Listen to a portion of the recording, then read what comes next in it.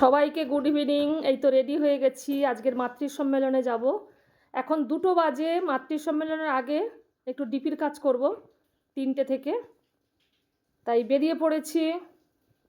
আজকের মাতৃ সম্মেলন আছে জোড়াফুলে দীপালি মাইতিমার বাড়িতে।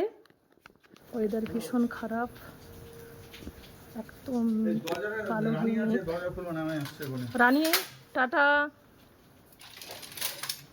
মায়েরা সবাই অপেক্ষা করছে। আমরা ডিপির কাজ করতে এসেছি এই দাদার বাড়িতে। আজকে দীপালি মায়ের বাড়িতে মাতৃ সম্মেলন হবে, সেই দীপালি মায়ের বাড়ির ঠিক 2টো বাড়ি আগে। এই দাদারা সব কিছুই করেননি, আজকের আবার মিনামা পুনঃস্মরণ করাচ্ছেন।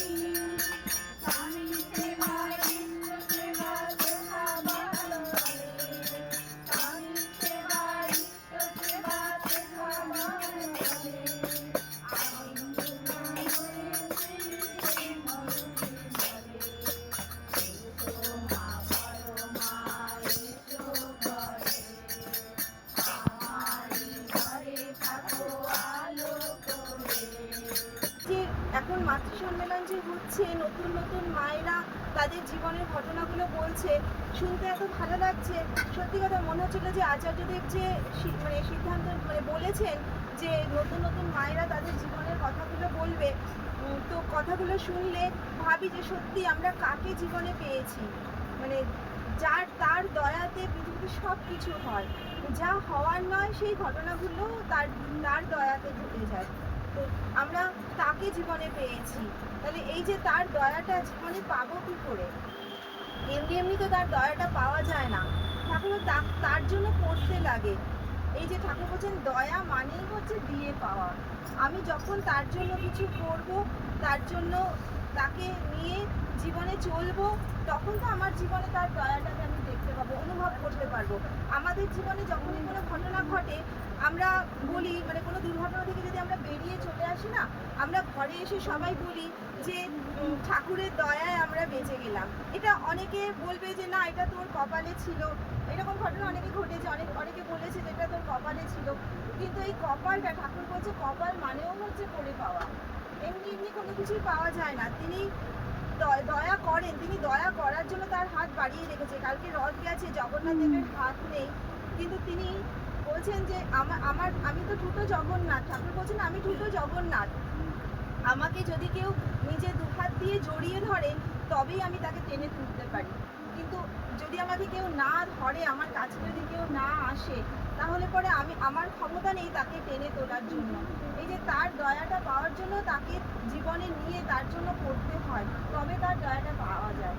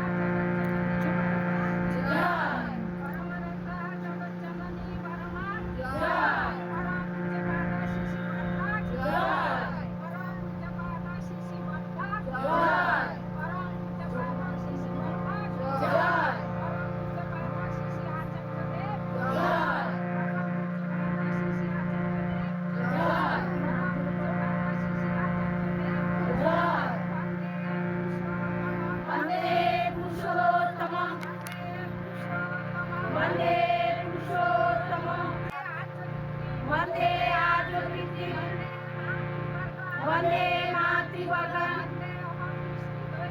वन्दे अहं कृष्णदैवतं